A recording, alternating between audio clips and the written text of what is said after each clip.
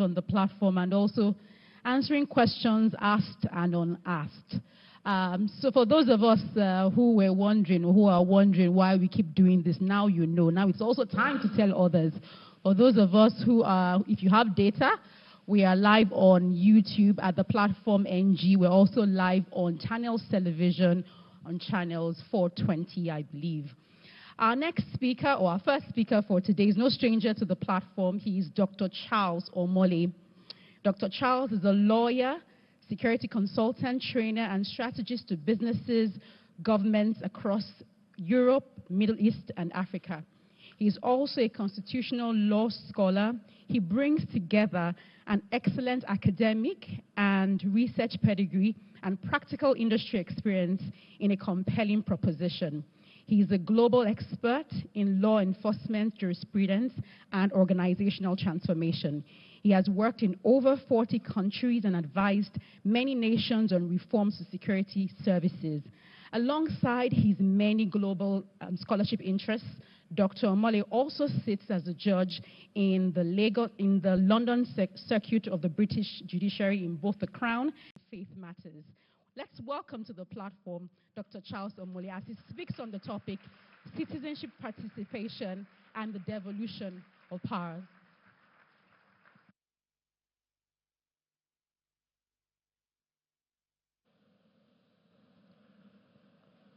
Good morning, everybody. Well, it's a pleasure to be back on the platform again this year. And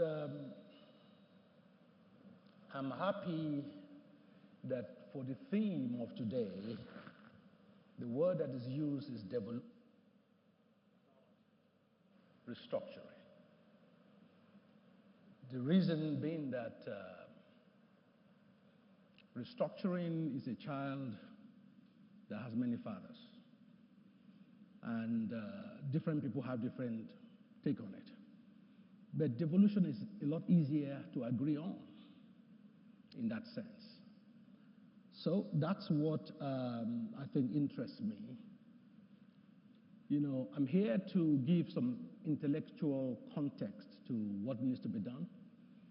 And I will leave you to ask the politicians later questions only they can answer. But I'm hoping through my brief session this morning, you have some questions generated in your minds that you'll be able to ask the politicians.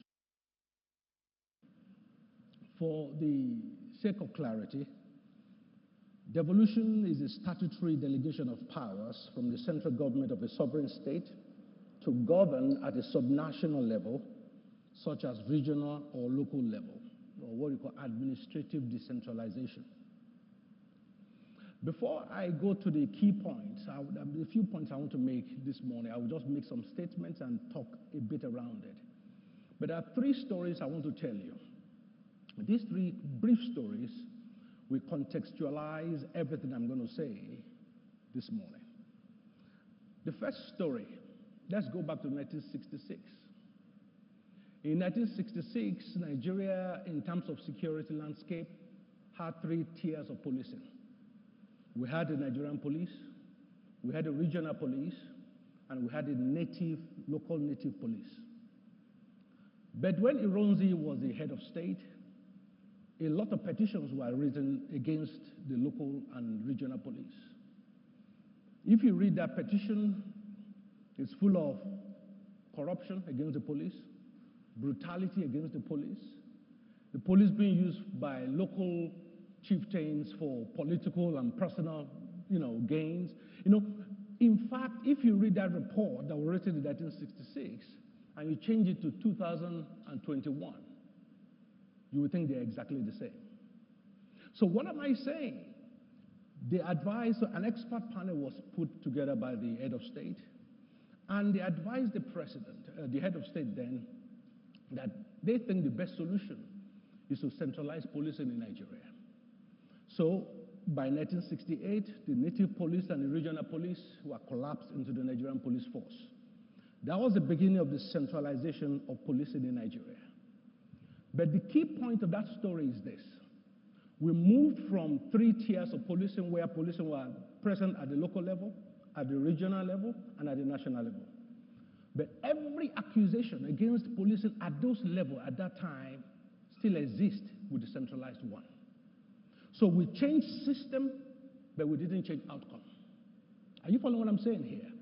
You see, we are full of people trying to say devolution is the answer, this is the answer. But what I'm talking about this morning is that unless there is a change in citizen engagement, you can change system, you get exactly the same outcome. It's important, therefore, for us not to focus too much on the system, but on those who run it. The second brief story I want to tell you is cast your back to the whole Soviet Union. Boris Yeltsin wanted to transform the country. And he brought in some Harvard professors. And they said, look, the best way is to move away from this, your communist system, and embrace market economy. And he agreed. So he started a massive sale of public enterprises to private individuals. Because the essence was that you need to get rid of state monopoly. But there was a problem with the proposition of the Western professors. As at that time, 90% of Russians did not have a bank account. Majority of them were living on state handout. You wanted to buy a car, you wanted to buy it, everything was given to you by government. So again, they sold off state enterprises, but they simply replaced state monopoly with the monopoly of the oligarchs. They sold off the entire nation to less than 500 people. So you have a situation again where the system changed, but the outcome did not change. Are you following this pattern? So it's important while we are talking about changing systems that the outcome may not change if you leave the same players in the arena. The third story, which is another quick brief one I wanted to say, is the story of South Sudan. Wars were fought for many years in Southern Sudan. Southern Sudan was 90% plus Christians, and of course the Northern Sudan was majority Muslim. So there was this war that was fought for many years.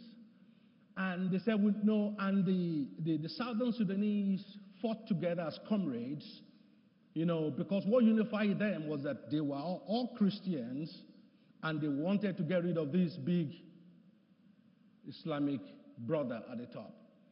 Well, they won the war eventually. Peace was, restored, and they gained in their independence. But guess what? Since Southern Sudan gained independence, they've been at war with themselves. The Christians who fought together against the Muslim North, now the president and the vice president are from different tribes in the same Christian country. Now they are fighting each other. Again, system changed, but the outcome has not given peace because the players are the same. Now, the import of these three stories, I can give you many more, is to show you that systems are less important than the nature of the players managing them. And that is why I'm saying, because the last thing I will say today is my response to the question. I'm not going to answer the question yet, whether devolution of power is a solution to Nigeria's problem. I'm sure you will understand my position as we go along. So, first thing I want to say, devolution of power gets decision-making closer to the people. In a democracy, that is never a bad thing. So, in theory, devolution of power can be beneficial. But number 2 point I want to make is this. Any system, no matter how good, can be corrupted by bad actors. So there's no point changing a system if the players do not change. And unchanged people will make a mess of any system, regardless of its merit.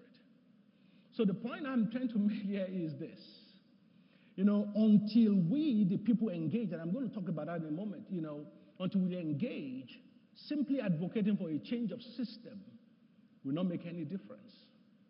We are saying things are hard in the country. That is true. But during the oil boom, how many oil boomed into your own house? The same people that made it during the oil boom, the same people are making it during scarcity. That tells you the issue is not the system. It's the nature of the people we've left to manage it. My third point, if people are not adequately educated and sensitized, the focus of discontent and distrust simply changes from federal to state or to local government in a devolved setting. This has to become a discussion grounded in grassroots engagement. So right now, everybody blames the center for everything. But the current constitution we have in Nigeria, as flawed as it is, does already have an element of devolution. And the question we have to ask ourselves is, how well are we using what we have? It's like a child that you bought a bicycle and doesn't look after it, breaks it, and then comes next year and says, Dad, buy me a car. How willing will you be to do that? You know, we have not exploited to the full the limited devolution the Constitution provides. We're asking for more devolution. There's danger ahead. But watch this. The fourth point I want to make is this. True citizen participation does not exist if there is no periodic refresh of leadership. You see, participation of citizens is not about you going to vote. That's what many of us think. But participation of citizens reflects effectively in periodic refresh of leadership. You see, if those who are in power when you were in nappies and your mom took you in your hands to go and vote, if they are still in power when you are now taking your own grandson to go and vote, then you know you have a problem. Am I making sense to somebody? So it's important for us to understand that true citizen participation is not reflected in how many people went to vote or go to vote. It's reflected in periodic change of leadership.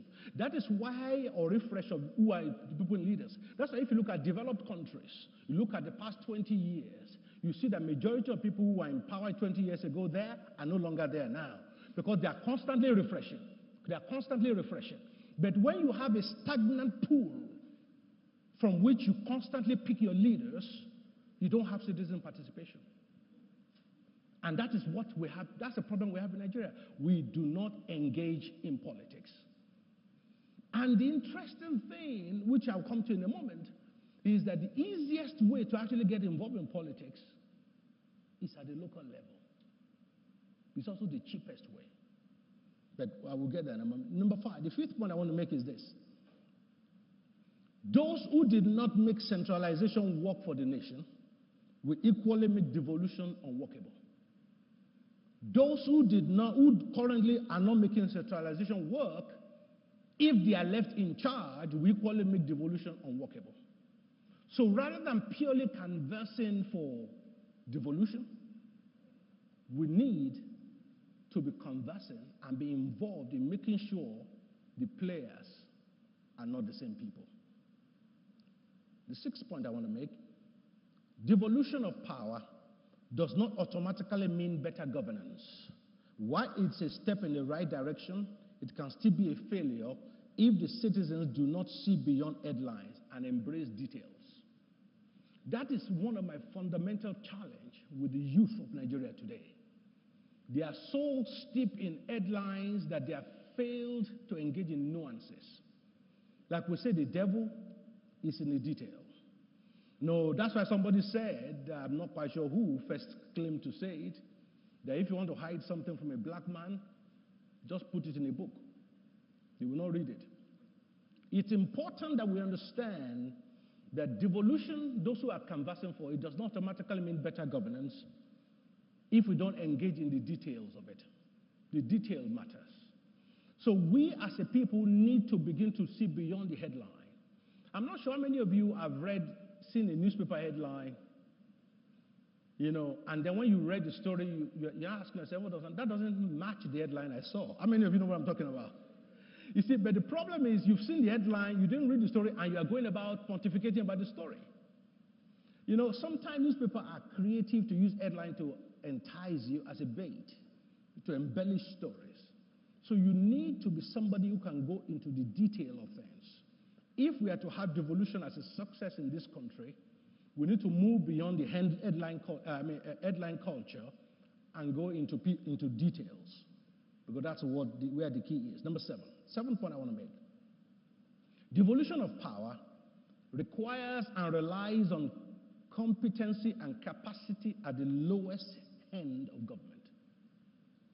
It requires competency and capacity at the lowest end of government. Folks, look at the caliber of people we have in our local governments today in Nigeria, for example. Look at the caliber of people. The thugs, the touts, the uneducated. We've abandoned that space completely. The youth, well, when I say we, I think I'm a youth too. Because, we can divide it, define it in different spectrum. But we the youth, and don't say I'm not one of you, okay? We need to understand that how many of us are involved in politics at that level? Is it not a shame when you have a situation where you have youth who has not managed 5 people who says, I want to go into politics, and the first thing I want to do is to be the president? Why are we making mockery of ourselves? Many of them just want the title ex-presidential candidate on their bio. That's what they're interested in. You need to begin to engage at the lowest level. To be a councillor in some local government, all you require is 500 votes. 500 votes to be a councillor. But we will never go at that level. Everybody wants to be president. And that is a problem we have.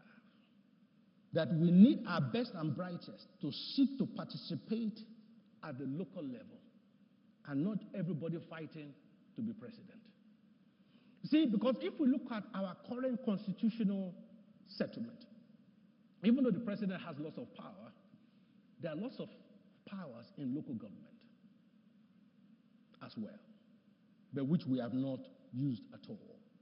Number 8, the weaknesses of local political structure and competency of executive, legislative, and political parties at the local level in Nigeria need to be addressed for devolution to work. We need more competent people at the grassroots. We need more competent people at the very local level.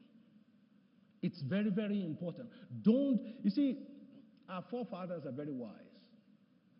There's a proverb where I come from that they say that if you are going on a journey and you come across a road where several trees fall on each other, our forefather says it is foolishness to go to the bottom of the pile to try and remove that log. It's better and easier to start from where? From the top. So why would you want to engage in politics and the next thing you say is, I want to be a president?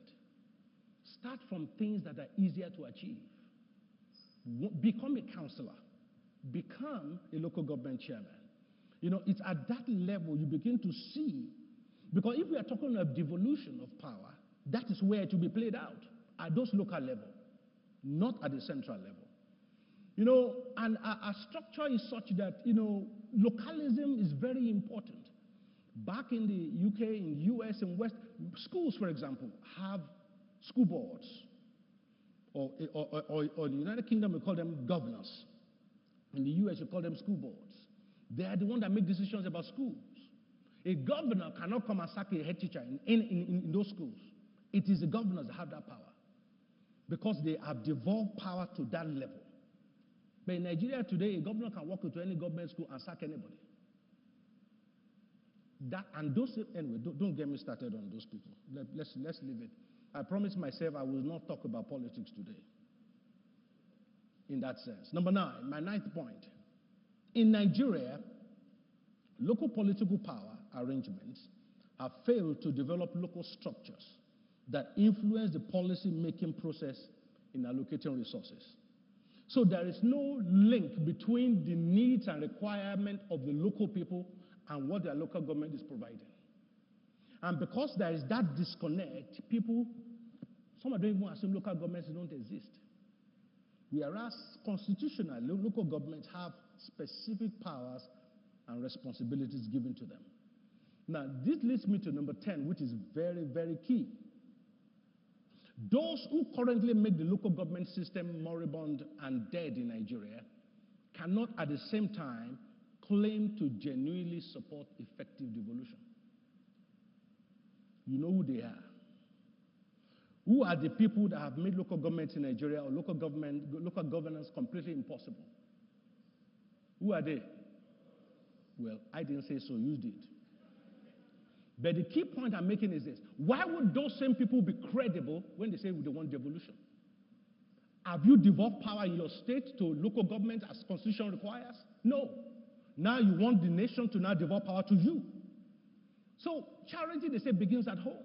So part of the question you need to ask those governors when you see them is how effectively have you devolved power based on the constitution in your state before you are now asking the nation to devolve powers, more powers to the state. It's important for us to understand that if we don't ask this detailed question, just like what happened in the whole Soviet Union, we are simply going to replace one monopoly with another one. Like I said in the last slide I have there, I will say it earlier. I said it's better to fight with one powerful devil than to fight 37 equally powerful devils. So it's important for you to understand devolving power to those who will now not devolve it even further will put us in a worse state as a country. So we need people who have credibility, who have shown that within their jurisdiction they can devolve power to local governments. The local government are functioning the way they should function. Because if they are not, devolving more power to them is simply reinforcing failure. 11th point I want to make.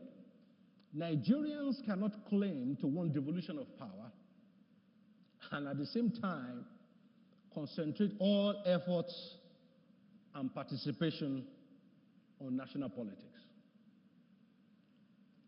Let me do a test here. How many of you here know your local government ward councillor? Raise your hand, let me see.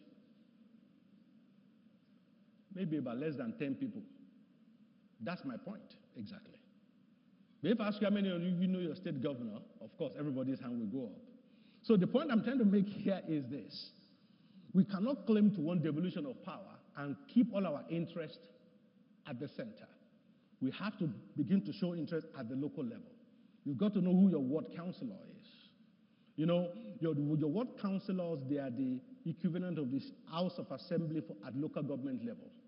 So you have ward councillors who are the, in quote, the House of Assembly equivalent at the local level. Then you have the House of Assembly who are the, lawmakers in the state.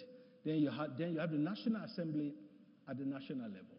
So that is how our constitutional settlement currently is. But the local element is almost dead because we have abandoned that space. And yet, we are going around asking for devolution. Devolution to where? Devolution of power is not devolution of power just to the states. It's bringing power to the lowest level. It's making decisions, allowing decisions to be made at the lowest level closest to the people. That's what devolution means. For devolution of power to work in Nigeria, it cannot just be about transfer of resource control to states. It has to include genuine increase in the quality and quantum of players in the political space at the local level. We've got to begin to have our brightest begin to contend at the local level. And the interesting thing is that it's actually a lot easier and a lot cheaper to participate at politics at that local level. And you will see that there's a lot of difference you can make. I was speaking to somebody the other day. He said, Doc, but there's no money at local level.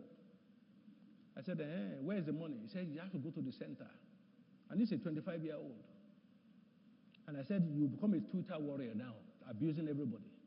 Yet, you can see that your motivation is exactly what motivates the current people there. So it's important that for effective devolution, participation is both a goal for better governance and also a means of achieving it. Participation can be considered as two faces in one. It aims to develop the society. It also develops the citizens who participate by reinforcing their capabilities, their potential, and their effective role in society. So the effect of devolution is participation. My focus today is to encourage everybody here that if we are asking for devolution of power, I see a danger. We are standing on the sideline at the moment. We are shouting for devolution. Perhaps the powers are devolved. Many of us will continue to stand by the sideline and allow the same players who are currently in the arena to run the show. And I'm trying to say here that if that is what happens, devolution will be a disaster for this country.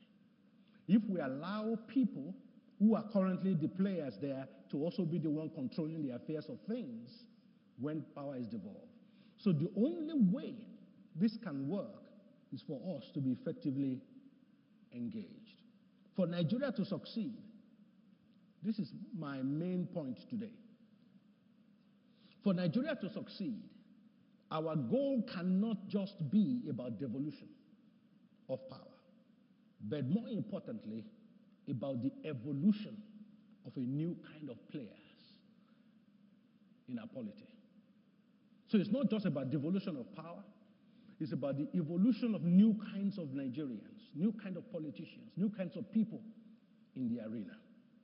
So it's important that if you are not ready, so anybody who asks you, who tells you we want devolution, ask them, are they ready to be involved at the local level? Unless they can say yes to that, they are setting this country up for failure. You know, there's no one fixed system that works. You know, it's the people that matter. Many countries in Europe have centralized policing. It's one police force, that's all they have. You compare that to a country like the United States, where there are over 18,500 police departments. So you have one that is centralized, you have one that has thousands of police departments. Both work in those countries. Am I making sense? So it shows you there's no inherently good or bad system in that way. It is the players that make a difference. So those who simply say the problem of this country is we need to devolve power are not wrong. They're just not complete.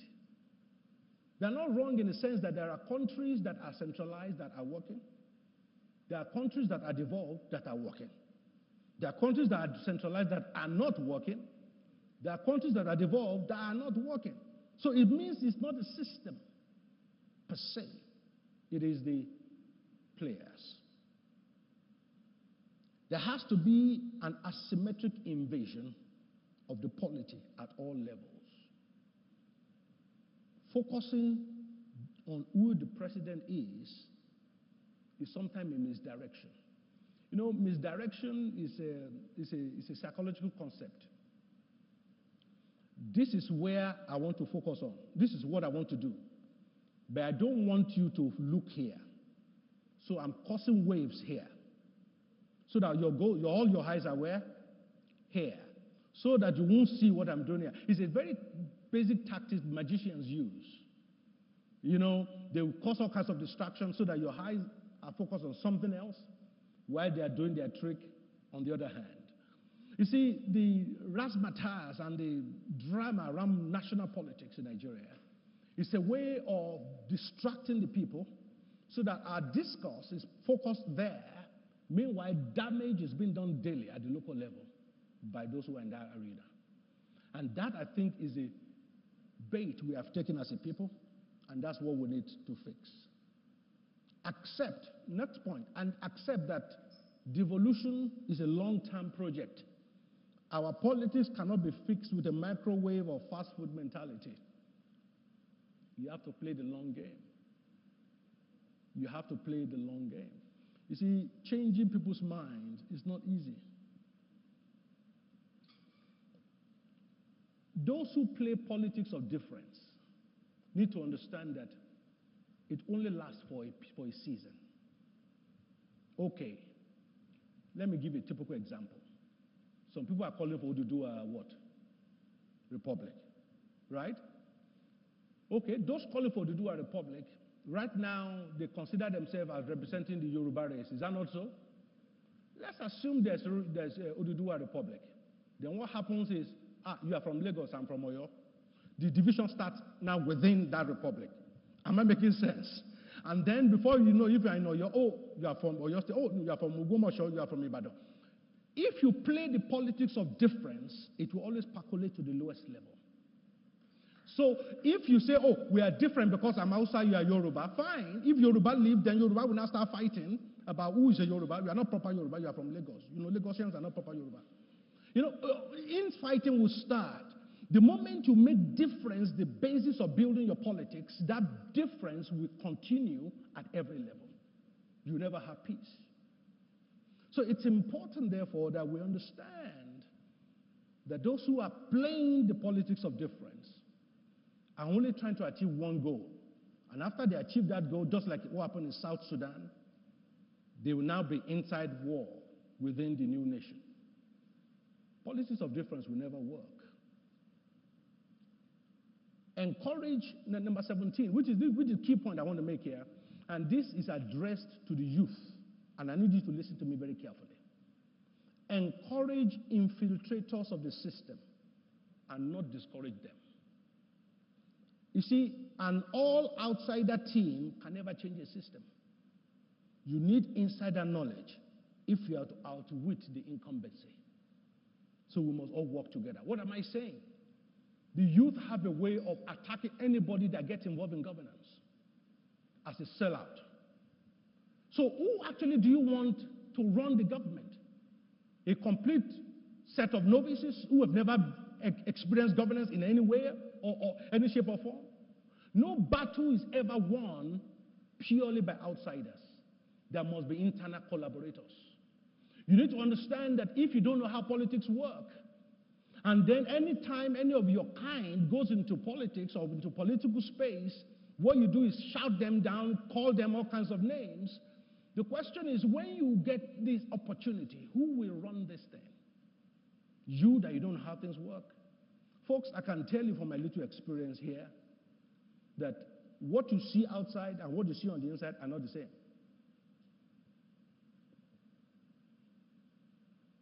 In fact, don't let me get involved in this thing now, because if I talk about politics now.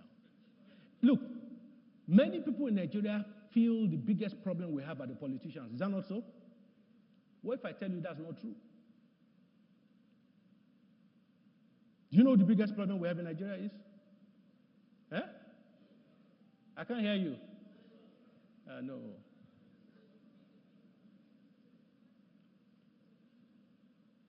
The biggest challenge we have to change this country is in our civil service. Those who don't know how civil service work will know that they can grind any system to a halt. They oppose, many of them oppose modernization. They oppose innovation. They like things being done manually. I wonder why. How many of you know that constitutionally no federal minister in this country can sign a contract to give you a job? How many of you understand that? It's the permanent secretary. It is the civil servant that do that. So how can a minister steal, for example, without what? In fact, many times it's the civil servant that teach the novice minister how to do it. They're the one that knows where all the dead bodies are. So, while again, this is another set of misdirection. While we are focusing on who is president, who is this, who is that, the real danger is left completely untouched.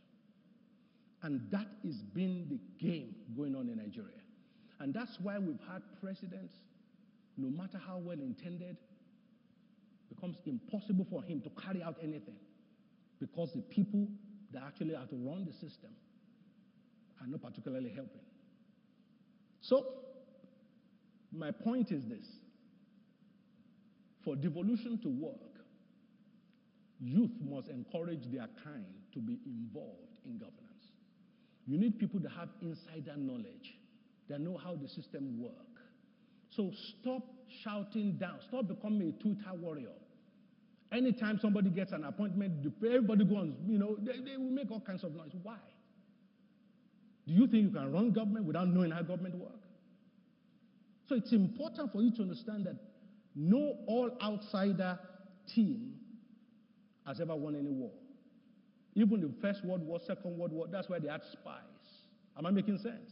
They had people that had inside knowledge of how the thing worked. So you can't completely stay out and expect a difference. Next, be careful to avoid the danger of a single narrative for a situation that has multiple dimensions. It's not just about young versus old. You know, young is good, old is bad. You know, that's another crazy thing going on in Twitter and social media in Nigeria. There are some people now feel that if you're over 35, you're useless. You know, we want young people. I've got news for you. You need to understand that there are some of the most corrupt people I've encountered in the last 5-6 months are under 35. So I got this for you. Don't think this is a game that is old versus young. Putting complicated things in simple terms is a misdirection. There are good old people, there are bad old people. There are good young people, there are bad young people. So don't make it a young versus old thing, you know, or north versus south. There are people, you know, I'll tell people, I said, remember the case of the former security advisor, Dasuki. If you look at the list of those that supposedly plundered the security fund, I don't know whether any of you have seen the list. It was published many, many years ago. I saw on that list equal opportunity theft. There was no region that was not represented. You know, so it's important for you to understand that they don't play the politics of difference when it comes to sharing money. But they play it when it comes to baiting you and programming you for their own objective. I'm almost closing. The core precept of devolution is that local governments are closer to the people, are more responsive to citizens, better able to match services to citizens' preferences, and more accountable to voters. When citizens have more voice in government, they often consent to pay more for services. Effective devolution tends to increase tax intake as people feel a greater sense of ownership and they engage with the government better. So part of the reason why tax intake in Nigeria and similar countries is difficult is because people don't feel any connection with what government is doing. But if at the local level you are involved, and you can see the difference between the petition you wrote last week and the change in government this week, you will be willing to pay more tax for that. To close, organize, organize, organize. You cannot bring about or exploit devolution as an independent individual. The power of the collective is needed. So learn to work with other people. You may not even like them personally, but still work with them. So to the question of today's debate, is devolution of power the solution to Nigeria's problem? What do you think my answer is? No, that's not quite correct. I'm sure some of you will say my answer now make me sound like a politician. My answer is yes, if the citizens renew their participation and engagement as I have stated. But my answer is no, if it is only going to give more power to the usual suspects that have so far brought this great nation to its knees. So the question is, if we want devolution as a people, we've got to be engaged as a people. Engaged at the local level is easier, is cheaper, and it's more doable. You know, how many of you remember the protests in Hong Kong that went on for months and months? You know, bang in the middle of that protest, there was a local election that took place in Hong Kong at the local level. And what these young people did is that they completely invaded a party, a political party, and contested for practically all the seats. Guess what?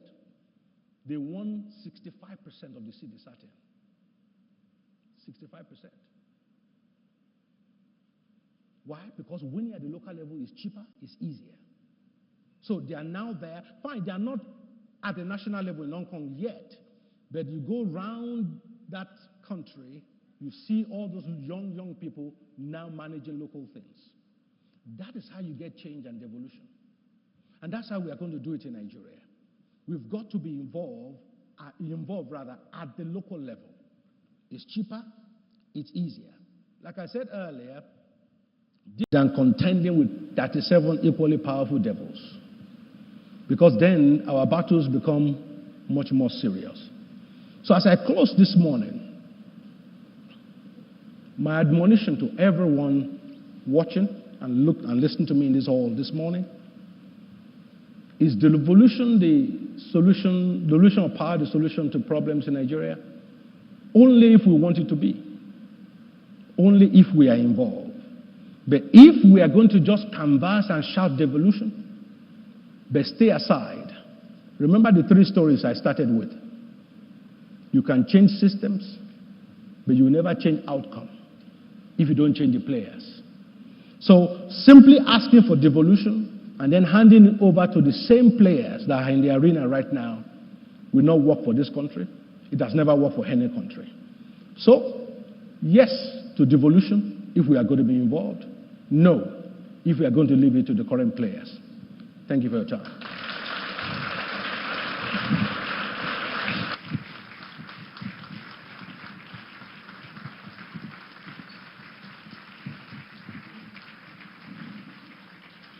Thank you so much, Dr. Omole.